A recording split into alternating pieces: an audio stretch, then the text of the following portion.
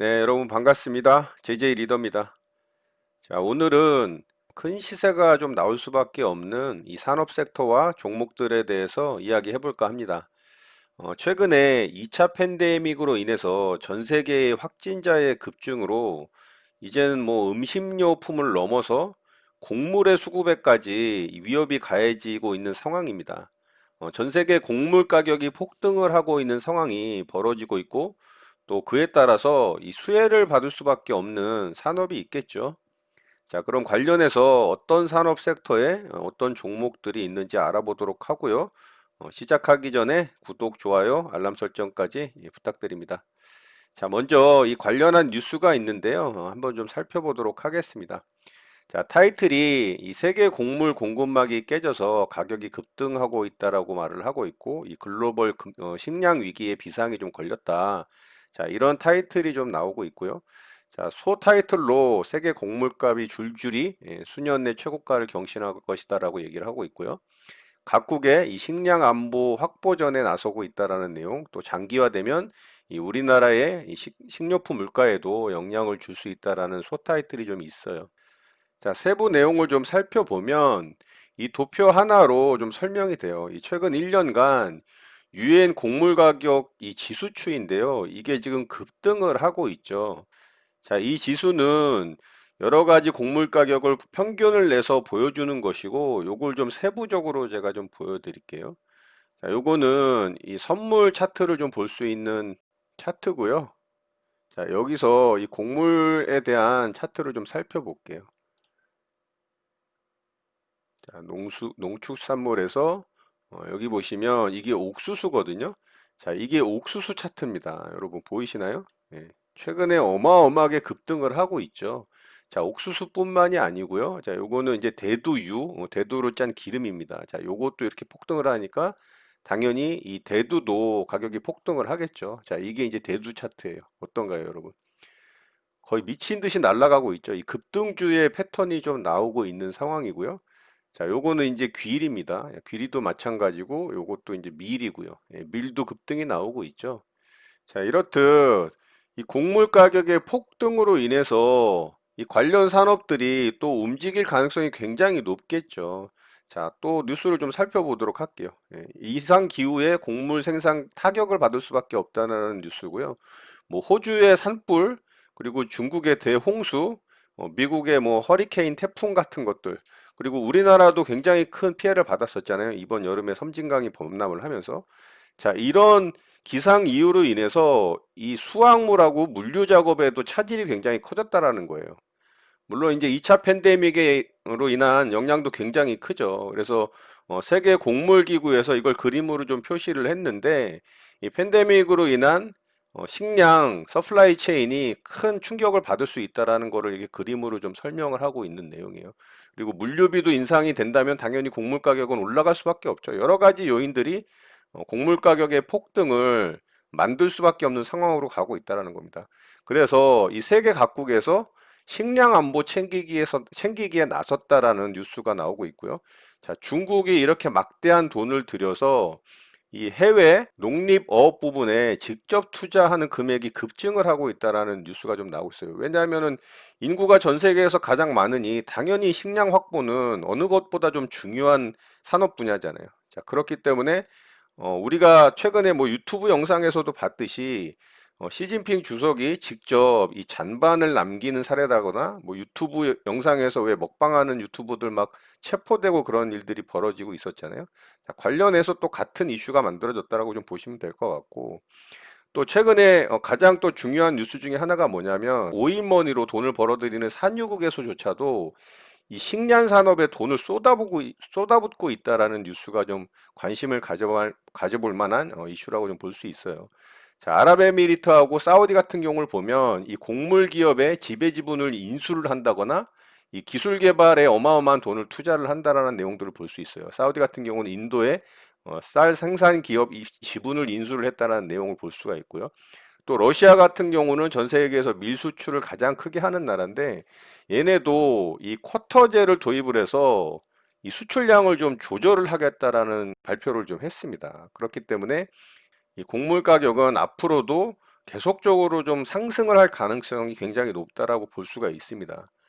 자, 그리고 좀 더 아래로 내려서 보면 이 우리나라도 영향을 받을 수밖에 없는 건 당연하겠죠. 그래서 식탁 물가에 영향을 받을 수 있다. 그런데 한국의 식량 안보는 OECD 최저 수준이라는 뉴스가 좀 있습니다. 자, 그렇다면은 우리나라는 어떻게 될까요? 여기 보면 이런 내용이 있죠. 한국은 영국 이코노미스트 그룹이 작년 말 발표한 세계 식량 안보 지수에서는 29위를 기록했다. 요거는 OECD 국가 중에 최하위 수준이라고 합니다. 그러면 우리나라도 결국에는 식량 안보 차원에서 자급자족 차원에서 당연히 이 관련한 산업을 키울 수밖에 없다라는 거죠. 그래서 한국판 뉴딜에 포함된 이 그린 뉴딜 사업 중에 스마트팜 관련한 이 산업들이 굉장히 투자를 많이 받고 앞으로 주목받을 만한 그런 산업으로 좀 부각이 되는 내용도 있어요. 자, 이렇듯 곡물 가격 폭등으로 인한 관련 이 수혜 산업 섹터가 있겠죠. 예, 그 산업 섹터들이 당연히 부각을 받을 것이고, 또 우리나라는 이 스마트팜 관련해서 그린 뉴딜 사업으로 또 정부에서 큰 돈을 투자를 하고 있기 때문에 관련한 산업 섹터의 종목들도 당연히 부각을 받겠죠. 자, 그 부분에 대해서는 제가 좀 이따 좀 설명을 드려보도록 하고요.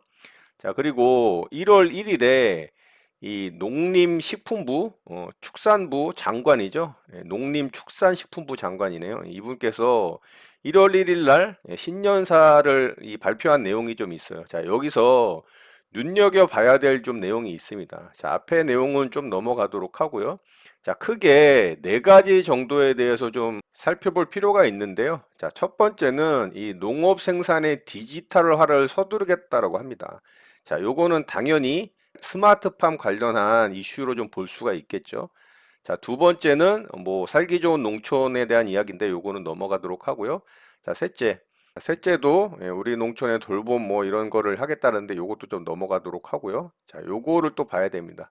식량 안보를 강화를 하겠다. 자, 식량 안보를 강화를 하겠다라는 건 결국에는 곡물의 안정적인 조달을 좀 구축하겠다라는 내용이 당연히 포함되는 것이고요. 자, 그러려면은 종자라든가 육종에 관련한 연구를 해야 될 것이고, 또 잘 키워야 되니까 비료라든가 거름 등에 대한 연구를 해야 될 것이고요. 그리고 당연히 그것들을 기를 수 있는 시스템을 갖춰야 되니까 이 스마트팜이 대세라고 볼 수가 있다라는 거죠. 그래서 요 관련한 이 내용은 여러분들이 한번 쭉 읽어보시면 이 농림 축산 관련해서 특히 이제 이 스마트팜 관련해서 곡물 관련해서 좋은 내용들을 여러분들이 좀 얻어갈 수 있기 때문에 요거는 검색해 보면 나옵니다. 그래서 요걸 좀 참고해 보시면 되고, 자, 그러면 어떤 산업에 우리가 집중을 해야 되는지 그 부분에 대해서 이제 구체적으로 좀 이어가 보도록 할게요. 자, 먼저 곡물 가격 폭등하면 어떤 게 생각이 나나요, 여러분?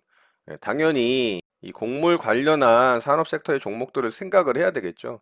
예전에 뭐 라니뇨니, 엘니뇨니 이런 기후 변화만 관련한 뉴스가 나왔다 하면 움직였던 종목들이 있어요. 뭐 그런 종목들로는 뭐 농우바이오라든가 남해화학, 효성 OMB, 뭐 조비 이런 종목들이 움직이죠. 왜 그럴까요?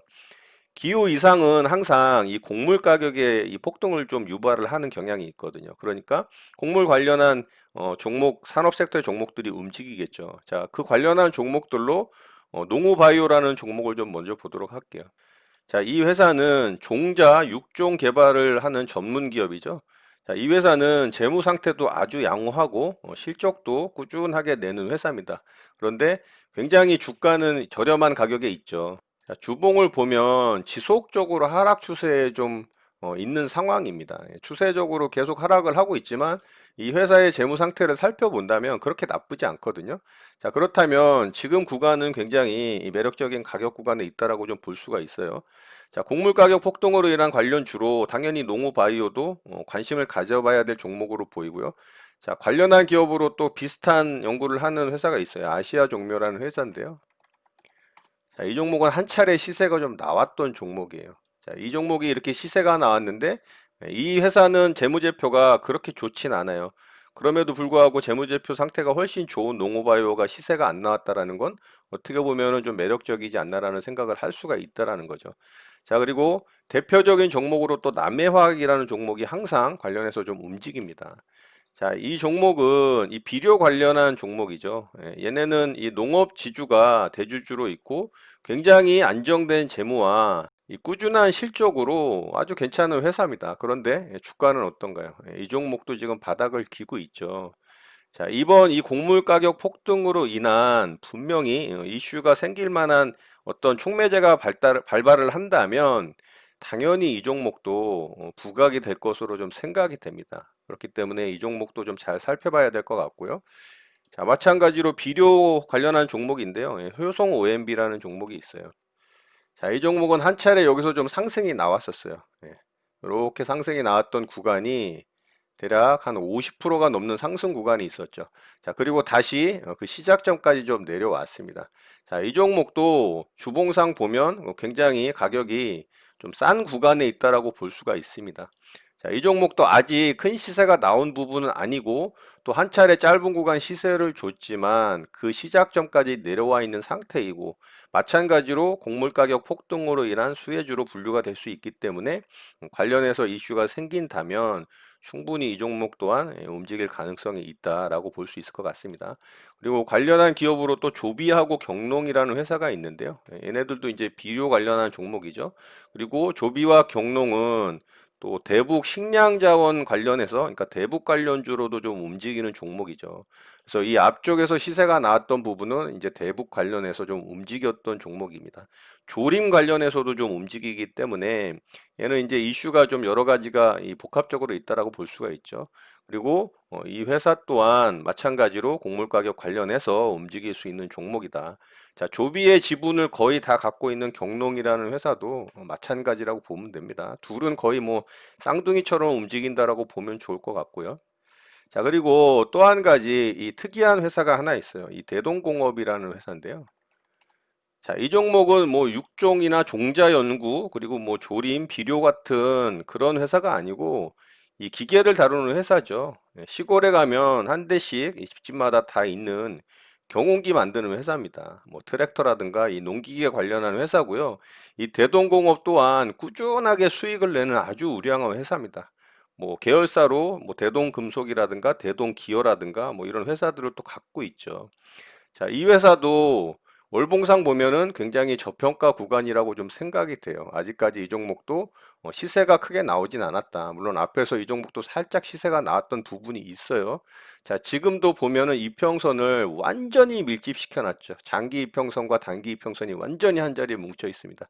자, 이런 경우는 위쪽이든 아래쪽이든 에너지가 크게 발산을 하면서 시세가 나올 가능성이 굉장히 높습니다. 물론 아래쪽으로 시세가 나올 수도 있어요. 그거는 알 수는 없습니다. 그렇지만 지금 상황을 봤을 때 곡물 가격 폭등과 스마트팜 관련해서 충분히 이슈가 되고 부각이 된다면 관련 종목으로 또 시세가 나올 가능성이 있다라는 부분을 좀 말씀드리고 싶고요.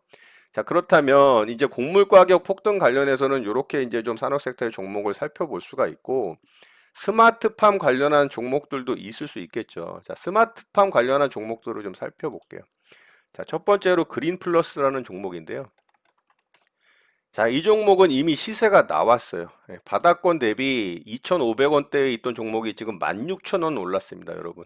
3,000원으로 기준을 잡는다고 해도 이미 5배가 넘게 상승이 나왔죠. 자, 스마트팜 관련해서 그린 플러스가 가장 먼저 움직인 이유가 있어요. 뭔지 아시나요? 자, 스마트팜을 육성을 하고 정부 정책으로 그린 뉴딜 사업에 포함시켜서 진흥을 시킨다면 제일 먼저 해야 될 게 뭘까요? 스마트팜이라는 건 이 대형 식물원을 만든다거나 이 유리 온실 같은 이 큰 어떤 재배를 할 수 있는 공간을 만드는 게 필요하거든요. 그렇다면은 첫 번째는 이 짓는 거죠. 어떤 건물 같은 거를 짓는다라고 봐야 되겠죠. 그 온실 관련 창호 공사하고 구조물 공사를 하는 회사입니다. 이 회사가. 그러니까 첫 번째로 수혜를 받는 거죠. 스마트팜을 육성을 하기 위해서는 일단은 지어야 된다라는 겁니다. 자, 그런 측면에서 가장 먼저 실적이 크게 좀 발전을 하고 순이익이 나올 수 있는 수혜를 받을 수 있는 첫 번째 회사가 바로 그린 플러스가 되는 거죠. 그래서 얘는 이렇게 강하게 시세가 나온 겁니다. 자, 그러면은 그런 구조물들을 졌으면 그 다음에는 뭘 해야 될까요? 당연히 이제 심어야 되겠죠. 그러니까 종자와 육종 관련한 연구를 하는 회사들이 당연히 부각을 받을 수 있겠죠. 그러면 아까 이 곡물 가격 폭등에 대해서 설명을 드리면서 말씀을 드렸던 농우바이오와 농우바이오도 굉장히 저평가되어 있는 회사입니다. 그리고 아시아 종묘 같은 경우가 이런 회사들이 되겠죠. 아시아 종묘는 또 한 차례 시세가 나왔던 놈이고요. 자, 그러면 이 육종과 종자 관련한 이 연구를 하는 회사들 다음에 그 다음에는 심었으니까 어떻게 해야 될까요? 잘 길러야 되겠죠. 잘 기르려면 당연히 퇴비를 주고 거름을 주고 비료를 줘야 되겠죠. 그런 관련한 회사로 바로 앞에서 말씀을 드렸던 이 효성 OMB 남해화학이 가장 저평가되어 있고 또 시세가 아직 나오지 않은 좋은 종목이라고 볼 수 있고요. 조비하고 경동도 거기에 포함된다라고 볼 수 있습니다. 자, 그리고 인트로메딕이라는 회사가 있어요. 자, 이 회사도 스마트팜 관련한 회사로 좀 부각이 되고 있는 회사고요. 자, 얘는 영덕에 스마트팜 국내 최초로 복합 여론을 적용해서 주목을 받았던 기업입니다. 또 이 회사는 의료기기 사업하고 신재생 에너지 또 화장품 관련한 사업을 영위하고 있는 기업이기도 합니다. 다만 이 회사의 재무제표는 그렇게 썩 좋지 않다라고 좀 볼 수 있어요. 재무제표에 관련한 부분은 여러분들이 좀 살펴보면 좋을 것 같습니다. 자, 그리고 최근에 이 현대건설도 관련 기업으로 좀 부각이 되는 측면이 좀 나오고 있는데 현대건설은 어떤 부분에서 좀 부각이 되고 있냐면 최근에 현대건설이 건축하고 있는 아파트 내에 이 스마트팜 시스템이라고 하는 H클린팜이라는 게 도입이 됐다라는 이슈가 좀 있어요. 자, 그로 인해서 현대건설도 스마트팜 관련주로 좀 분류가 되고 있다. 이렇게 보시면 될 것 같고 또 LS라는 기업도 이 스마트팜 관련 기업으로 또 부각이 되고 있는데요. 자, 이 LS의 자회사인 LS 엠트론이라는 회사가 있는데요. 이 회사는 농기계 관리하는 어플을 통해서 이 스마트팜 관련 사업을 진행하고 있고요. 또 LG U+하고 협력해서 이 원격 조종이 가능한 5G 트랙터를 개발하기도 해서 또 스마트팜 관련주로 부각이 되고 있습니다. 자, 그렇다면 제가 지금까지 설명드린 곡물 가격 폭등으로 인한 산업 섹터의 종목들과 농림축산 식품부 관련 이 장관이 신년사에서 말했듯이 스마트팜 관련해서 또 관련 섹터의 종목들이 있는데 거기서 지금 제가 설명드리는 과정에서 겹치는 종목들이 있죠. 그 겹치는 종목들 중에서도 재무제표가 우량하고 수익이 꾸준하게 나면서 뭐 부채 비율이 낮다라든가 또 PBR이 낮다라든가 이런 여러 가지 것들을 체크를 하고 그린 플러스처럼 큰 시세가 나오지 않은 상태에 저평가되어 있는 종목들을 공략을 한다면 2021년도에 굉장히 좋은 결과가 또 있을 거라고 생각을 합니다. 자, 그렇기 때문에 여러분들이 이 관련한 곡물가 폭등과 이 스마트팜 관련한 이 산업 섹터의 종목들을 잘 살펴보시고 공부를 하시고 또 재무제표 또한 들여다 본다면 좋은 종목을 또 찾아내서 그런 종목들을 여러분들이 미리 선심히하고 공략할 수 있을 거라고 생각을 합니다. 자, 2021년도까지는 아직까지 시장의 풍부한 유동성으로 인해서 어느 정도의 랠리는 좀 이어갈 거라고 생각을 하고 있고요. 또 반도체 관련해서 산업 섹터에 큰 수익이 좀 예상이 되고 있고 또 2차 전지 관련해서도 시장에 굉장히 부각이 되고 있는 상황이기 때문에 어느 정도의 랠리는 조금 더 나오지 않을까라는 생각을 해볼 때 곡물가 폭등과 이 스마트팜 관련한 이 산업 섹터의 종목들에도 이슈가 된다면 시세가 나올 가능성이 높다라고 생각을 합니다. 자, 이런 내용을 잘 참고하시고 또 여러분들의 것으로 만들어서 여러분들 투자에 많은 도움 되셨으면 좋겠습니다. 자, 오늘 내용은 이것으로 마치도록 하겠습니다. 오늘 하루도 마무리 잘 하시고요. 늘 행복하시기 바랍니다. 여러분의 구독과 좋아요는 언제나 영상 제작에 큰 힘이 됩니다. 감사합니다. JJ 리더였습니다.